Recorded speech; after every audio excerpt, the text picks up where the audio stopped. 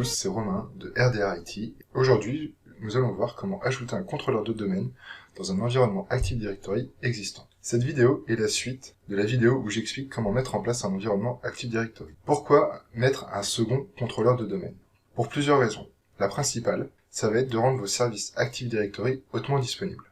De cette manière, vous pourrez faire la maintenance d'un serveur sans couper l'ensemble des services. Dans une entreprise qui utilise un environnement Active Directory, ce service est critique car il va gérer les ouvertures de sessions et les authentifications sur les logiciels. La mise en place également d'un second contrôleur va vous permettre, en cas de problème d'un des contrôleurs, de pouvoir restaurer plus facilement. Je m'explique. Si jamais à la suite d'une mise à jour, un contrôleur de domaine ne redémarre pas, à la place de restaurer une sauvegarde, je vous conseillerais plutôt de supprimer le premier contrôleur et d'en réinstaller un nouveau. Avant de pouvoir réinstaller un contrôleur dans cet environnement, il sera nécessaire de transférer les rôles FSMO et de nettoyer les enregistrements de l'ancien contrôleur. Mais ce n'est pas le sujet de cette vidéo. Dans cette vidéo, voici ce que nous allons voir. Comment elle va se dérouler. Nous allons d'abord installer le rôle Active Directory, comme on l'a fait sur la première vidéo. On va ensuite lancer l'assistant de promotion de contrôleur de domaine, afin que notre serveur devienne contrôleur de domaine. Et ensuite, nous ferons quelques vérifications d'usage, ce qui va me permettre de vous apporter certaines explications et de vous montrer certaines consoles. Comme pour la création d'un environnement Active Directory, comme on a vu dans la première vidéo, il y a quelques prérequis à respecter, qui sont quasiment les mêmes. Le premier, ça va être de nommer correctement votre serveur, à savoir que celui-ci n'a pas besoin d'être membre du domaine lors de l'installation du rôle.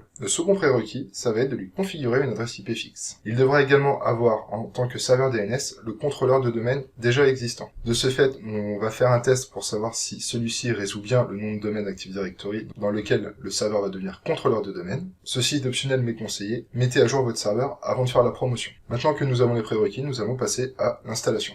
Là, je suis déjà connecté au serveur qui va devenir contrôleur de domaine et je suis sur son gestionnaire de serveur. Donc, comme vous pouvez le voir, pour le moment, il est membre d'un groupe de travail. Il a déjà son nom, l'AppDC2, et son adresse IP, qui est la 10.100.0.2. Ce qu'on va faire maintenant, c'est que je vais aller mettre le contrôleur de domaine déjà existant en tant que serveur DNS.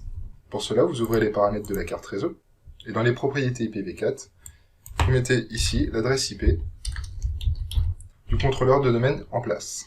Et vous validez. Maintenant, ce qu'on va faire, c'est qu'on va vérifier que nos deux contrôleurs de domaine communiquent. Donc pour cela, je lance une invite de commande. Et la première chose que je vais faire, c'est que je vais lancer un ping sur l'adresse IP du contrôleur de domaine en place. Donc celui-ci me répond. Donc les deux serveurs communiquent. Je vais maintenant vérifier que le nom de domaine est bien résolu. Donc je vais lancer un ping sur le nom de domaine. Et on peut voir que le nom est bien résolu et que j'ai l'adresse IP du contrôleur de domaine existant. Je peux commencer l'installation. Sur le gestionnaire de serveur, vous retournez sur le tableau de bord et vous cliquez sur Ajouter des rôles et des fonctionnalités. Comme pour l'installation du premier contrôleur, vous passez la première fenêtre de l'assistant. C'est une installation basée sur un rôle ou une fonctionnalité. On va faire l'installation sur le serveur lui-même. Là, vous venez cocher Service ADDS comme pour le premier contrôleur que vous avez installé. Vous validez l'ajout des fonctionnalités supplémentaires. Vous validez le rôle. Il n'y a pas de fonctionnalité supplémentaire à installer. Vous cliquez sur Suivant. Vous pouvez passer la description des services Active Directory. Vous cliquez sur Suivant. Et vous confirmez l'installation en cliquant sur Installer. Et comme pour la première installation, vous pouvez aller boire un café le temps que l'installation se fasse. Le rôle est maintenant installé. Vous pouvez quitter l'assistant, ou vous pouvez tout de suite cliquer sur promouvoir ce serveur en contrôleur de domaine, ici. Donc là, on se retrouve avec le même assistant que lors de la création de notre environnement Active Directory. Vous laissez sélectionner Ajouter un contrôleur de domaine dans un domaine existant. Vous entrez le nom du domaine. Vous cliquez ensuite sur Modifier. Il va falloir lui donner des informations d'authentification pour communiquer avec le premier contrôleur de domaine. Vous entrez des identifiants du groupe admin du domaine afin qu'on puisse faire la promotion à contrôleur. Une fois que c'est fait, vous cliquez sur OK et maintenant vous pouvez cliquer sur Suivant. À cette étape, l'assistant va vérifier qu'il communique bien avec un domaine existant.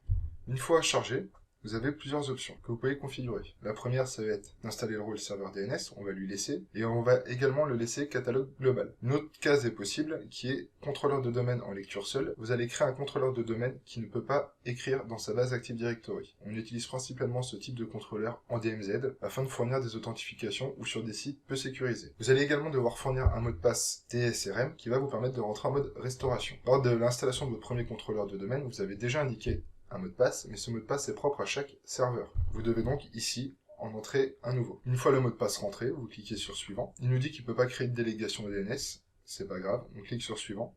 Si vous avez plusieurs options d'installation, vous laissez par défaut, vous cliquez sur Suivant. On va laisser les chemins d'accès par défaut. Donc là, vous avez un récapitulatif des options de notre contrôleur de domaine. Vous cliquez sur Suivant.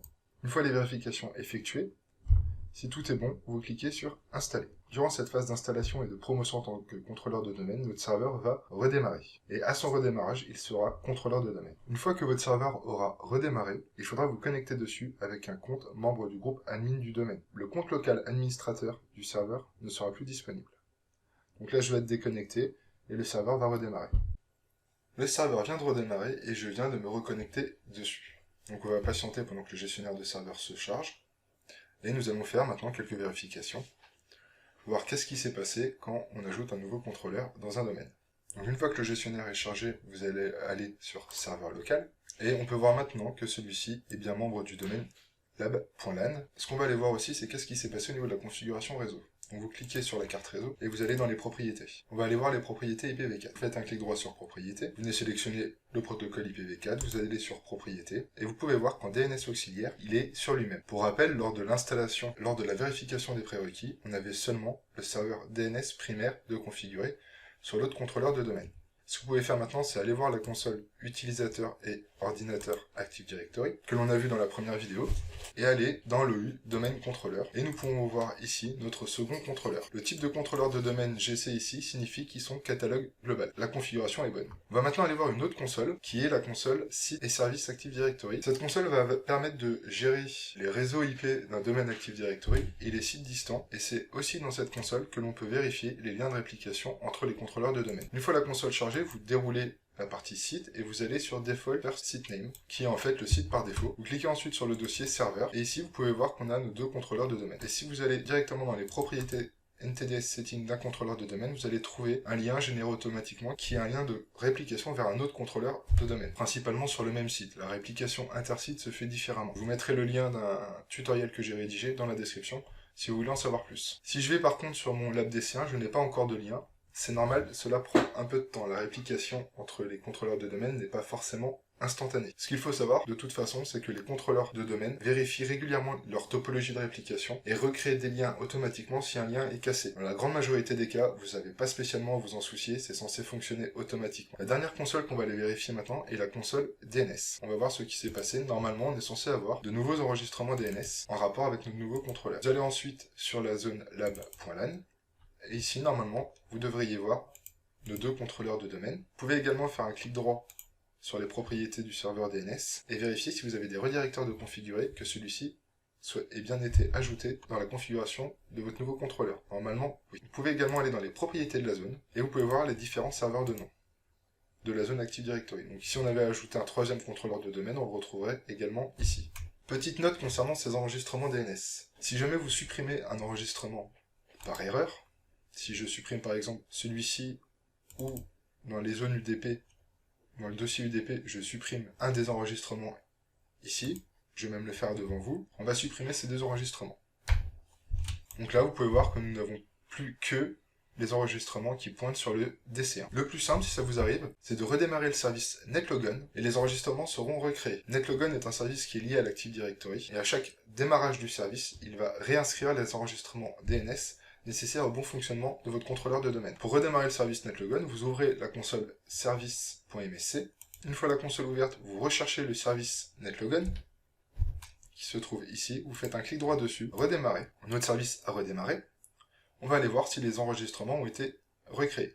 Je vais actualiser la page, et on peut voir que mes deux enregistrements ont bien été recréés. Voilà, vous savez maintenant comment ajouter un second contrôleur dans un environnement Active Directory. Alors maintenant, une question qui revient régulièrement, c'est combien de contrôleurs dans un environnement Active Directory. Il est difficile de répondre sans connaître l'environnement informatique. Ce qu'il faut savoir, et les prérequis Microsoft, c'est 2 contrôleurs de domaine par domaine. Je vous dis à bientôt pour une prochaine vidéo.